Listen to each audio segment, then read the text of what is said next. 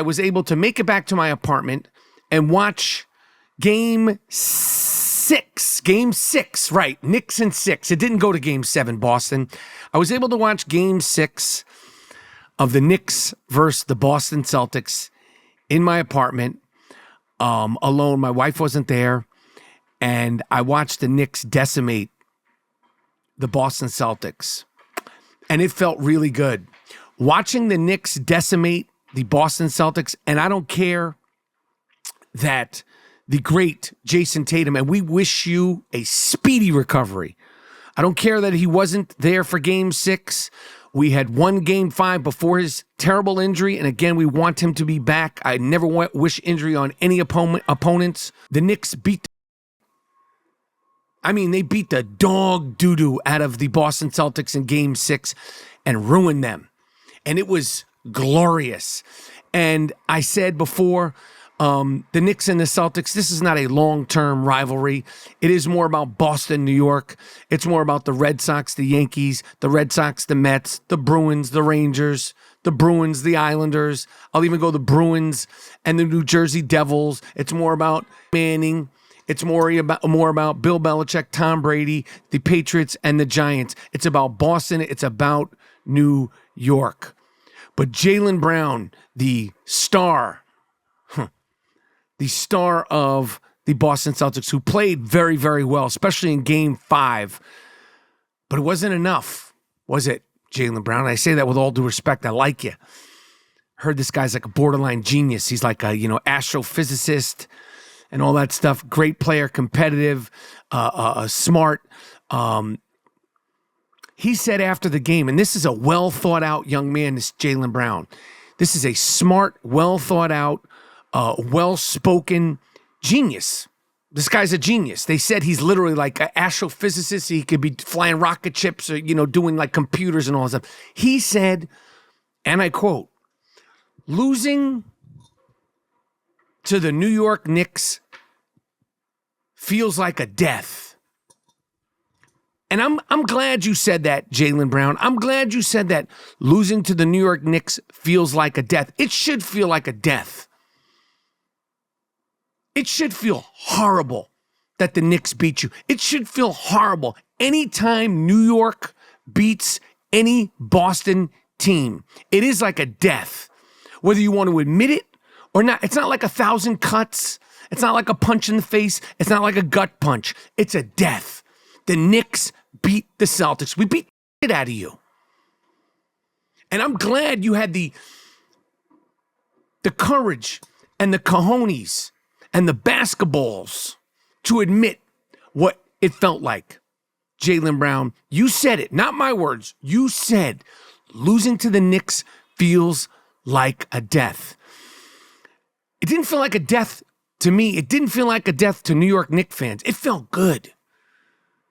It felt really good. Your pain, Jaylen Brown, and I say this with all due respect, was our pleasure. Your pain, Peyton Pritchard, 6th Man of the Year, was our pleasure. Al Horford, Joe Mazzulla,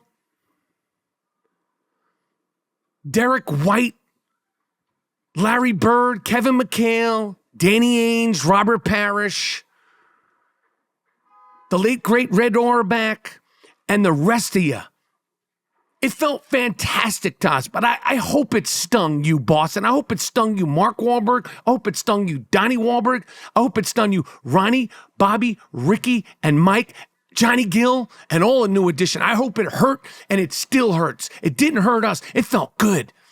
It felt real good. Oh, yeah. Oh, yeah. Cool it now. And now we have the Eastern Conference Finals of 2025. And this is exactly the way it should be. The New York Knickerbockers, who I affectionately call the New York Nerderbockers, because they are nerds, hard-nosed, tough basketball nerds. They stick together, they play together, they appreciate, they understand what it means to put on a New York Knick jersey. And I'm sure some of you haters are going, what does it mean, Mike? They haven't won a championship since 1973. I know that. We all know that. But it's beyond championships. It is the city game. New York, Madison Square Garden, it is the Mecca. I didn't make it up. I wasn't the person who said Madison Square Garden is the Mecca. But it is, in fact, the Mecca. You can argue, you can debate all you want, but all you got to do is Google, Wikipedia, the Mecca. Madison Square Garden will show up, whether you like it or not. But this is deep, deep-seated, real resentment, disdain. I don't even want to use the word hate. It's a disdain. The New York Knicks and the Boston Celtics, that's not a basketball rivalry. Boston and New York is a sports rivalry. The New York Knicks and the Indiana Pacers, that is a basketball rivalry. It's a long, long, heated, much discussed. There has been documentaries made about it. There has been books written about it. There's memes made. There's good guys. There's bad guys. There's history. There's Reggie Miller. There's Spike Lee. But even before that, Indiana thinks they invented basketball. The state of Indiana loves basketball. It's like the way Texas thinks about high school football and college football and professional football. That's what Indiana thinks about basketball. Hoosiers, Gene Hackman, the late great Gene Hackman, Steve Alford, Larry Joe Bird, Oscar Robertson, John Wooden, Coach John Wooden, the great Bobby Knight, Indiana State, the hick from French Lick, the pass, the jump shot. They're like, oh, we play the right way. We make the pass. We play fundamentals. We play the right way. We're Indiana basketball. Yay, Hoosiers. This ain't a movie. This is reality. This ain't a movie. This is reality. Okay? Barnes and bounce passes versus concrete. Concrete versus the cornfields. No blood, no foul. You shoot jump shots. We wiggle, wiggle, wiggle. New York City is the home, the origins of the point god. Damon Bailey, Pearl Washington, Larry Joe Bird, Bernard King. When you see Larry Joe Bird, ask him about Bernard King. Dr. J, Kareem Abdul-Jabbar from New York. Indiana's a great basketball state, but it ain't New York. But in the 90s, when you think about the rivalry, the Knicks and the Pacers, and like I said, there's been, go to ESPN, watch this documentary called Winning Time. Get yourself focused, get yourself prepared. It's one of the first 30 for 30s, Winning Time. It's all about the Knicks and the Pacers and the Knicks, and we duked it out. 93, we duked it out. Knicks versus the Pacers. First round, the Knicks won 3-1. 94, conference finals. The Knicks won 4 games, 2-3. Things got murky after that. Things got real murky after that. And then there was 1995, which was a painful series. 7 games, 1995, Eastern Conference Finals. The window had opened up. Michael Jordan retired. Patrick Ewing gets the ball. Top of the key. 1 step, 2 step, finger roll. It rolls around, it rolls around, it rolls around, it rolls around, and it bounces off. And I'll tell you something, when the Knicks lost to the Indiana Pacers in 1995 at the Garden, Game 7, a little piece of my Knicks fandom died. I was rewatching highlights from that game, and remembering the horror of that layup not going in by our guy, our warrior, Patrick Ewing, it rolling out. And this is before cell phones. This is before the internet. But it played on a loop around New York, New York 1, ESPN, in my head, in my heart, in my head. We were discussing it. We were talking about it. How could that layup, that finger roll by Patrick Ewing not go in? Why didn't you dunk it, Patrick? We don't blame Patrick. But I will say, when I was thinking about the Knicks versus the Pacers in 1995, Game 7, after that loss, I went from being a young fan who grew up watching Ray Williams, Bill Cartwright, Marvin Webster, Michael Ray Richardson, a.k.a. Sugar Ray Richardson, Trent Tucker, Larry Orr, Ken Bannister, and so forth and so on, to when we got John Starks, Charles Oakley, of course, Patrick Ewing, and so forth and so on. But that loss in 1995 took me from being a young fan with, hope and aspirations of the Knicks winning the championship. It took me into man fanhood. My youth was stripped away. I lost something that night when the Knicks lost in Game 7 in 1995. It was painful.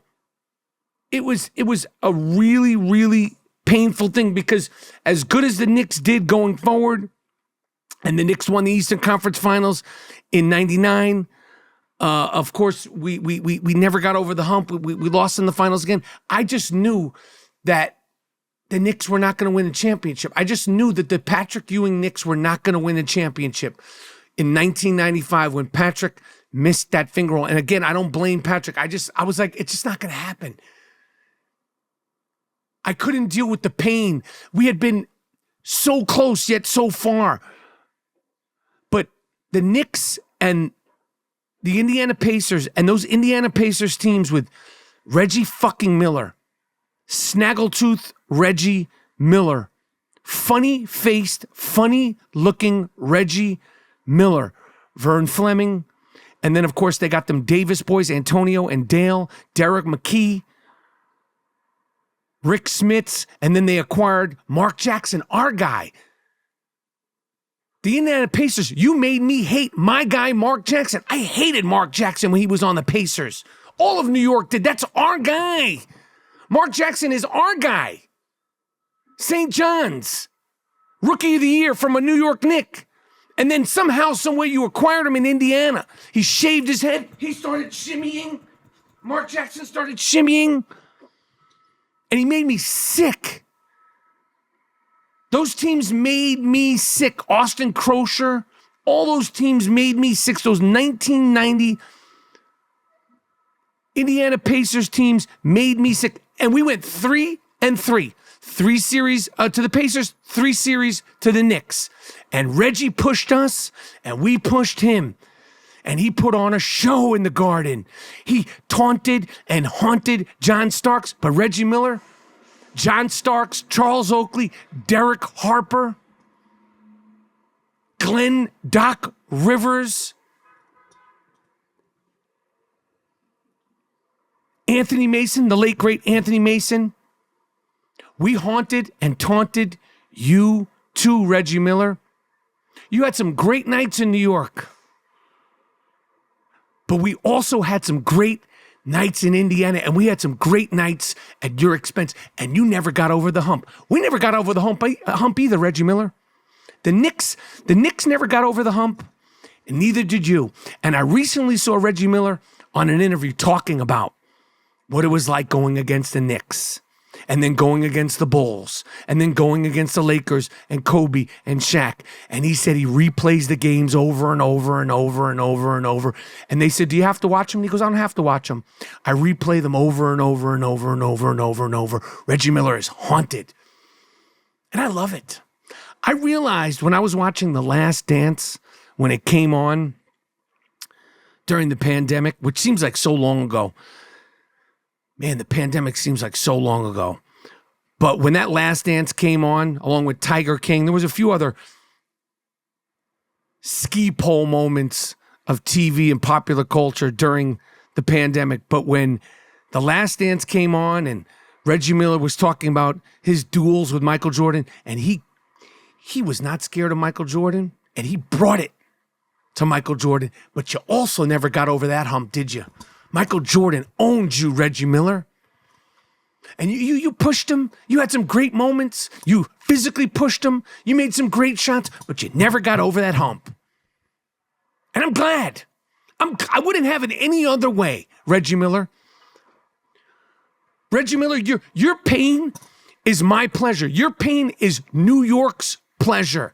Huh? I realized watching The Last Dance, what is it, 30 years later? 20-something years later. 20-something years later, after the Knicks and the Pacers were duking it out in those great games during the 90s, those great series during the 90s, I realized during The Last Dance, when Reggie Miller's snaggletooth face popped up on the screen, that Reggie Miller is my single least favorite athlete of all time. Nothing personal. It's not personal. I'm sure Reggie Miller is a great guy personally. I don't want to get to know him personally because I enjoy hating Reggie Miller as an Indiana Pacer. I enjoy hating Reggie Miller as an antagonist in the NBA. I told you this story before. I saw Reggie Miller a couple of years after he retired in New York in a restaurant. Can't remember where, or at a party or at a pre-party at a restaurant or something. And he said to me, "You done talking shit?" And I said, yeah, I am. And he shook my hand, gave me 5, dapped it up, blah, blah, blah, blah, blah. But that I realized, Reggie Miller, that was fake. At the time, it felt real, but it was fake because as the dust and the time goes on,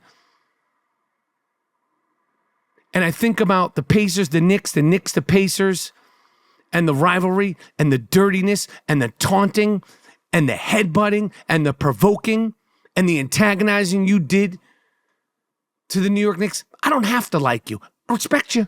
I don't have to like you. And I know that so many New York fans of my age, because the younger ones that are out there in the garden, and they're great, screaming and yelling, climbing up things, climbing to the tops of buildings, TikToking, dancing, doing it.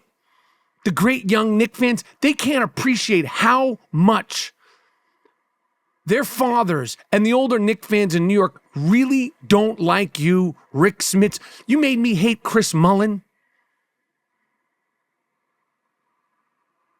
Byron Scott. Larry Bird was coach, and Isaiah Thomas. I couldn't stand you. The Roy Hibbert era of the Indiana Pacers, the Paul George era of the Indiana Pacers, and now we got Ty Halliburton. Fly Ty Halliburton. And you beat us last year in Game 7 because we fell apart. OG had a hammy. I mean, I was at Game 7 last year when the Knicks literally, I almost went on the court and said, you guys need a fresh body out there? Because we fell apart at the seams. The New York Knicks fell apart at the seams. And of course, the Pacers won Game 7 in the Garden. And it was hard to swallow. It was hard to swallow. It's hard watching the Knicks lose. It's hard watching the Knicks lose Game 7. It's hard watching the Knicks lose Game 7 at the Garden. But it was even harder that it was versus the Indiana Pacers, the disgusting, much hated Indiana Pacers. And their fans hate us too, and they're nasty. I was there, 1999, conference finals. I was at a game in Indiana. I was with Spike Lee. I'm surprised I made it out alive. These are sick, rabid, crazy fans in Indiana. Scary people. I was at that game. I think it was Game 3 in Indiana. We flew in and We flew out. You couldn't get a hotel room. Who knows what? We'd still be missing in action if we had gotten hotel rooms in Indiana.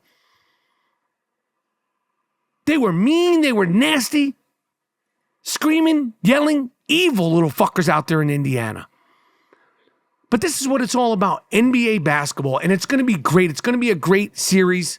It's going to be about matchups. It's going to be about Tyrese Halliburton, Ty Halliburton versus Jalen Brunson. The clutch player of the year. Earned that. The best player in the playoffs consistently this year. Earned that. Yeah, I said it. Sorry, SGA. Sorry, Ant-Man. Sorry, Jokic. And the tempo. The Pacers like to push. We need Big Cat, Big Bodega, Karl Anthony Towns with all his many accents. Karl Anthony Towns on a different day, different night. His voice changes, his accents change. We need him to go hard and play hard and dominate. We need him to have a big, dominant series. And the bench contributions. Listen, their bench is a little deeper. We only got two. We got Mitch and we got Deuce. Mitch and Deuce. Deuce and Mitch. And that's all we need. It's a 7-man rotation for the most part. I'm predicting right now that the New York Knicks take down the miserable, nasty, unlikable. They're not likable. Nobody likes the Indiana Pacers except for Indiana Pacer fans. Nobody likes the Indiana Pacers and Tyrese Halliburton except for Indiana Pacer fans.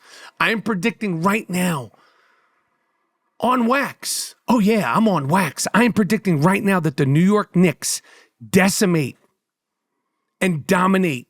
Close, hard-fought 5 games. I got the Knicks in 5, baby. I got the Knicks in 5 going to the NBA Finals in 2025. The Knicks in 5 going to the NBA Finals in 2025. You heard it first from me, Mr. New York, Michael Rapaport, a.k.a. the Gringo Mandingo. There, I said it. I feel a lot better now. Knicks in 5. Mark it down. Put it in your calendar that I said that on today's brand new banging I Am Rapaport Stereo podcast. And tell a friend to tell a friend to subscribe, rate, and review. Tell a friend to subscribe, rate, and review. Miles Jordan, a.k.a. the Bleach Brothers, a.k.a. the Dust Brothers. Take me at it with something real nice. End this I Am Rapaport Stereo podcast with something real loud. But most importantly, end this I Am Rapaport Stereo podcast off with something real funky. It's the I Am Rapaport Stereo podcast. The Knicks in 5, baby. I Am Rapaport Podcast.